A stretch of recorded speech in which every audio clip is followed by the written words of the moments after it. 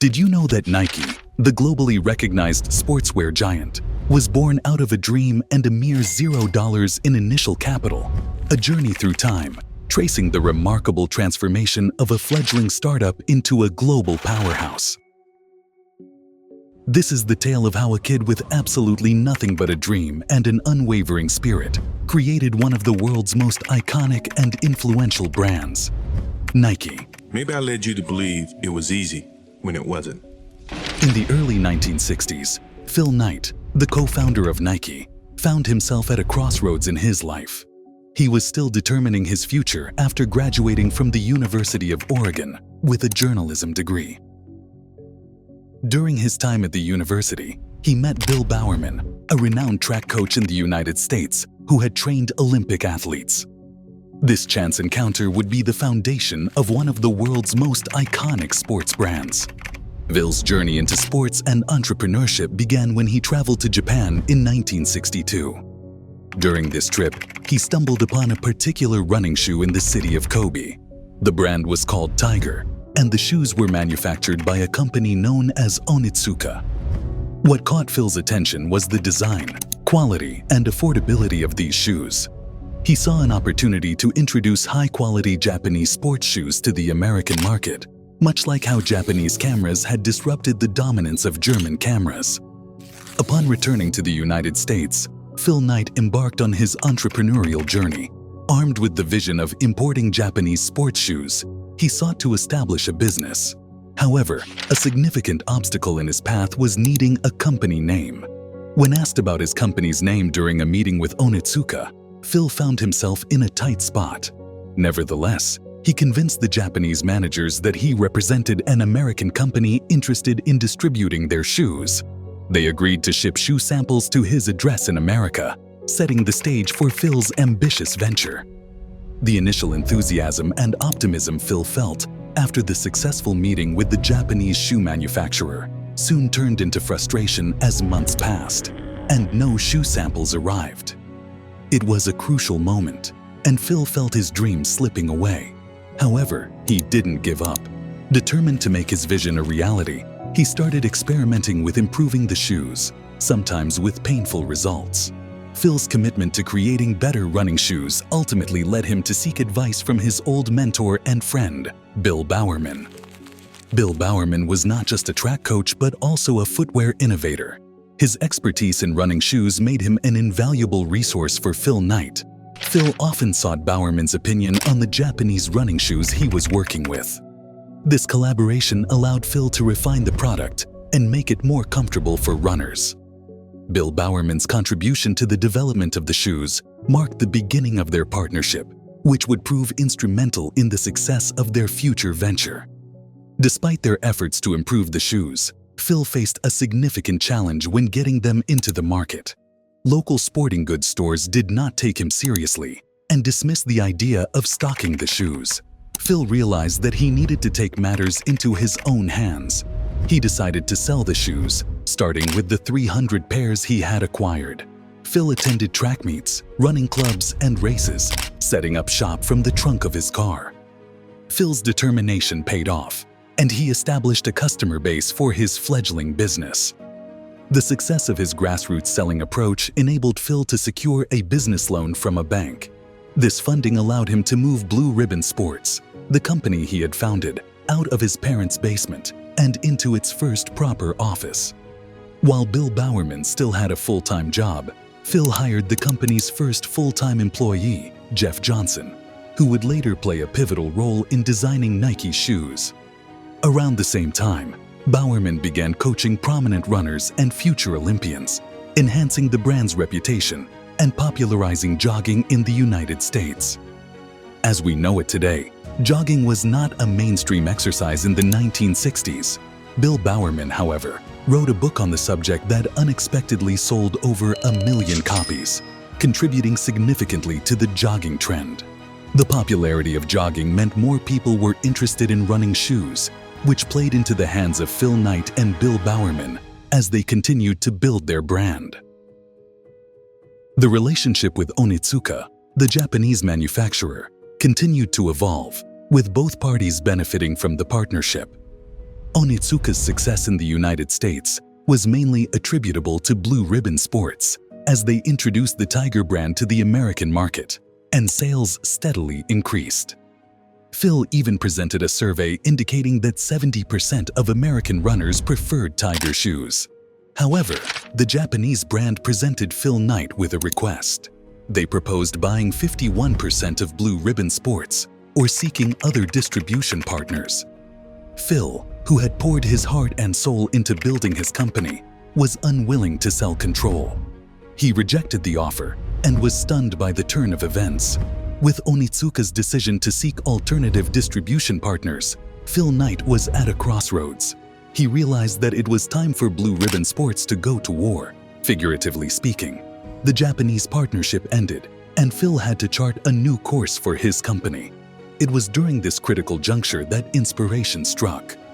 Jeff Johnson, the company's first full-time employee, proposed Nike for the new line of shoes they were developing. The transition from Blue Ribbon Sports to Nike marked a significant turning point. Phil Knight and his team were now on their own, without the support of their Japanese partner. While this presented new challenges, it also offered them complete control over the production and direction of the company. The split from Onitsuka had its legal battles. Both parties sued, with Onitsuka claiming that Nike's launch of the new Nike brand breached their contract, which stipulated that Blue Ribbon would exclusively sell Tiger shoes. In response, Phil Knight countersued, alleging that Onitsuka had actively sought to break their exclusivity agreement. Eventually, they settled their disputes and went their separate ways.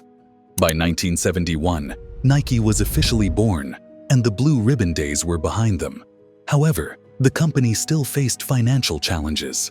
Phil Knight was reinvesting every penny into growth, expanding rapidly, opening more stores, and hiring more employees.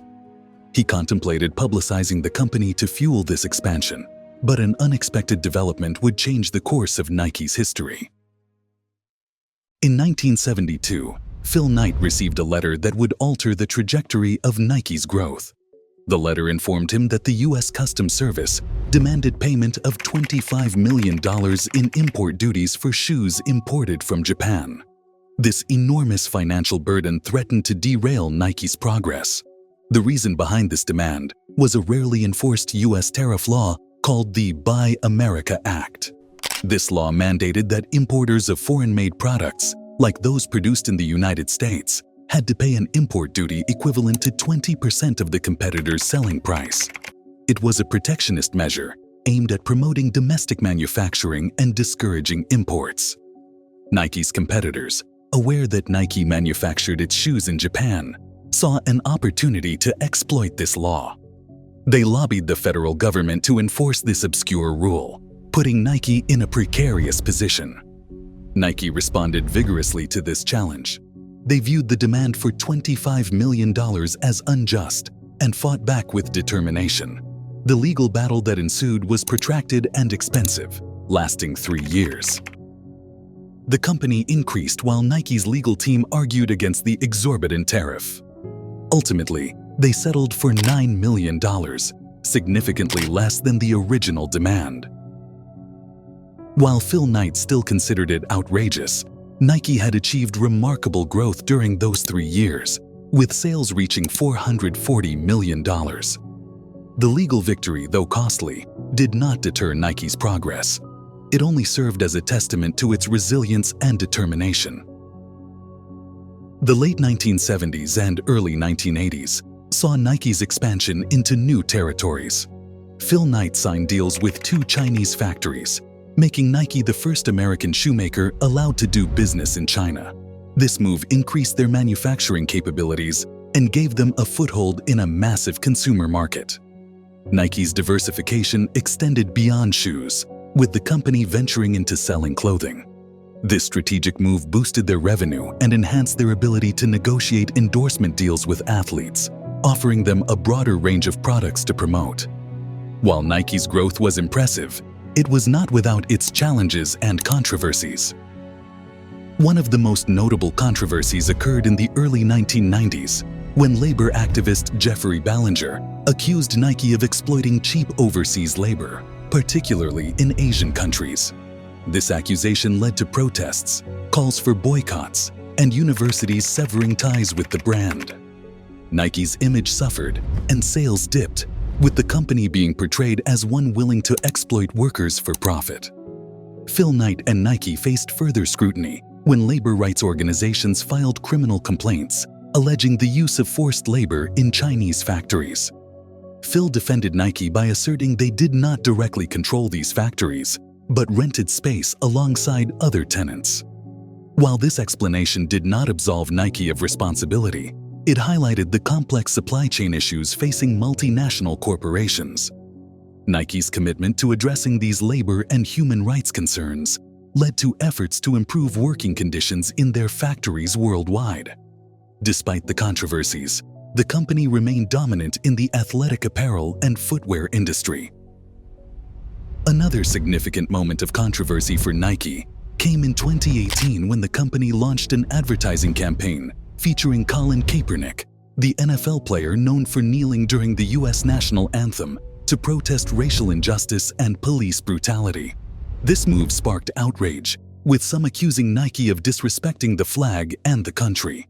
Many people, including then-President Donald Trump, called for boycotts, and some even destroyed their Nike products in protest. However, Nike's calculated marketing strategy became evident. They knew the campaign featuring Kaepernick would be controversial, but they also recognized that it would resonate with a significant portion of their customer base. Nike's marketing team evaluated the risk versus the reward and made a bold decision. The result was a surge in sales and increased brand loyalty among those who supported the message of social justice and equality. The partnership with Bill Bowerman, a legendary figure in the world of track and field, played a vital role in the company's early success. The decision to break away from Onitsuka and establish Nike as an independent brand marked a turning point in the company's history. Legal battles, including a contentious tariff dispute, tested Nike's resolve, but ultimately showcased its ability to overcome adversity. Nike's expansion into international markets, diversification into clothing, and commitment to addressing labor and human rights issues all contributed to its growth and continued dominance in the sports apparel and footwear industry. The company's marketing strategies, including controversial campaigns featuring figures like Colin Kaepernick, demonstrated its ability to navigate sensitive issues while remaining a robust and influential brand. The story of Nike, it inspires aspiring business leaders and underscores the importance of staying true to one's vision, even in the face of adversity. Phil Knight's journey from uncertainty to creating a global sports giant is a remarkable tale of success that continues to influence the world of sports and business today. As narrated in this story, Phil Knight's relentless pursuit of his vision, his partnership with the legendary Bill Bowerman, and the calculated risks taken along the way have left an indelible mark on the sports and fashion industries. Nike's journey is not just a story of success. It inspires those who dare to dream big and persevere in the face of challenges. It's a reminder that even the most formidable giants have humble beginnings, and that anyone can turn a dream into a global phenomenon with passion and determination. Nike's legacy is far from over, and its iconic swoosh continues to symbolize excellence and the relentless pursuit of greatness. As we come to an end the incredible journey of Nike's rise from a dream to a global phenomenon, we ask you, our viewers, for your support.